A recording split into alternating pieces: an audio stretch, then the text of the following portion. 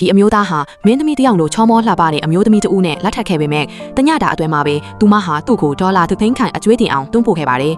ပို့ပြီးတော့အံ့ဩဖို့ကောင်းတာကသူမဟာအဲ့ဒီပတ်စံပြားတိုင်းကိုခွဲစိတ်ပြုတ်ပြမှုတွေအတွက်သုံးဆွဲခဲ့တာကိုခင်မွန်းတီတူကလုံးဝမသိရှိခဲ့တာပါပဲ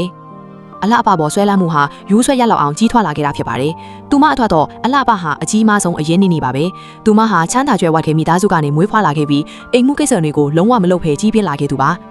တခြားတစ်ဖက်မှာတော့ခင်မွန်းဖြစ်သူဟာစောက်လုပ်ငန်းခွင်မှာလုပ်ကိုင်ပြီးပတ်စံရှာဖို့အတွက်နေတိုင်းပင်ပင်ပန်းပန်းရုန်းကန်နေရရှာပါရဲ့။သူဟာခြေကုံလက်ပန်းကြာနေတဲ့အချိန်မှာတော့သူ့ရဲ့ရခွန်အားအလုံးကိုမိသားစုအတွက်ပဲခြံထားလိရှိတာပါ။ဇနီးထီသူကိုမင်းသမီးလေးတစ်ပါးလိုနေထိုင်နိုင်ဖို့အတွက်သူဟာကလေးတွေအတွက်တာဝန်အားလုံးနှီးပါးကိုကိုယ်တိုင်ပခုံးထမ်းယူခဲ့ပါတယ်။သူတို့ရဲ့ကလေးဟာအခုဆိုရင်အသက်3နှစ်ရှိပြီဖြစ်ပေမဲ့ကလေးကအနည်းဆက်ဆုံးတွဲဖက်နေတာဟာအမေဖြစ်သူမဟုတ်ဘဲနေတိုင်းပင်ပန်းခံလုပ်နေတဲ့အဖေဖြစ်သူသားဖြစ်ပါတယ်။ဖေပလူတွေအမြင်မှာတော့ဒီအမျိုးသားဟာဇနီးသမီးနဲ့မိသားစုရှိနေတာမို့ဘဝရဲ့အောင်မြင်စီကြီးတူလို့ထင်ရပါတယ်။ဒါပေမဲ့အလုပ်ကနေအိမ်ပြန်ရောက်တော့တကားဖွင့်ဝယ်လိုက်တဲ့အချိန်ဟာသူ့အတွက်တကယ်ဒုတိယမြောက်အလုပ်ခွင်ဆိုတာကိုတော့သူကိုယ်လိုက်ပဲသိပါတယ်။မိဖို့ကြောင့်ကပကန်းစေးခြင်းမှာမဆေးရသေးတဲ့ပကန်းခွက်ရောက်တဲ့ပုံပွားနေတတ်တယ်လို့အမိုက်ကန်ကလည်းအသက်ရှူရခက်လောက်အောင်အနက်အထက်ဆိုးဝါးနေတတ်ပါတယ်။ခြေအိတ်တွေနဲ့အဝတ်အစားတွေကဂျင်းပေါ်ပြန်ကျဲနေပြီးပါဆယ်အချို့ဆိုရင်ဖောက်တောင်မကြည့်ရသေးပါဘူး။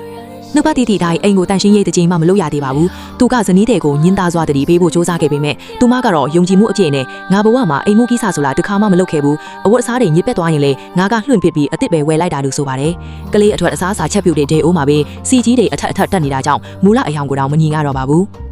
ခင်မုန်းဖေသူမလည်းစိတ်ပြက်လက်ပြက်ထွေးရတဲ့အခိုက်အတန့်တွေရှိပြီးပဲဇနီးတဲ့ရဲ့လှပတန်ရှင်းတဲ့မျက်နှာလေးကိုကြည့်လိုက်မိတဲ့အခါတိုင်းမှာတော့စကလုံးတွေကိုရင်ထဲမှာပဲမျိုးသိမ့်လိုက်ပါတော့တယ်။အဲ့ဒီအစားသူဟာအလုံးမှာလေးစူးစမ်းလုပ်ကြပြီးအားလက်ခင်ဒီမှာလည်းဗီဒီယိုတွေကိုတန်ရှင်းရေးလုပ်အမိုက်တွေစွန့်ပစ်ပြီးအိမ်ကိုလိုက်တက်ရအောင်လုပ်ပေးရှာပါတယ်။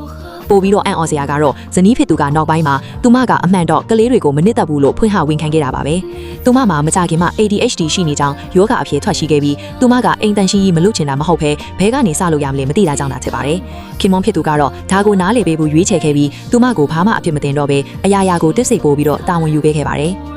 ဒါပေမဲ့လက်တွေ့ဘဝမှာတော့သူဟာအပတ်တိုင်းမှာတန်ရှင်းရေးအတွက်အခြေအကြာကြီးပေးနေပေမဲ့နှစ်ရက်အတွင်းမှာပဲအေဟာပြန်လဲရှိုးပွားသွားတတ်ပါတယ်။သူမှာဖိနှိပ်ထားရတဲ့စိတ်ပြတ်ထမှုတွေအများကြီးရှိနေပေမဲ့ဘာမှမတတ်နိုင်ပဲအားကိုးရမယ်ဖြစ်ခဲ့ရရှာပါတယ်။အိမ်နောက်တစ်ခုမှာအခက်ခဲဆုံးအရာကတော့မပြည့်စုံမှုတွေပါ။အဲ့ဒါကလူတစ်ယောက်ကအရာရာတွေရဲ့ဝန်ထုတ်ပုံကိုအလူးအလဲထမ်းပိုးထားတဲ့အချိန်မှာတခြားတစ်ယောက်ကတော့အဲ့ဒါကိုတတိပင်မမြုပ်တာမျိုးပဲဖြစ်ပါတယ်။အကယ်၍ပရိသတ်ကြီးကသူမရဲ့နေရာမှာဆိုရင်ခင်မွန်းထစ်သူကိုဝိုင်းဝန်းကူညီပေးဖို့လိုလားပါသလားရှင်။ပရိသတ်ကြီးရဲ့အတွေးအမြင်လေးကိုလည်း comment မှာမျှဝေခဲ့ကြပါအောင်နော်။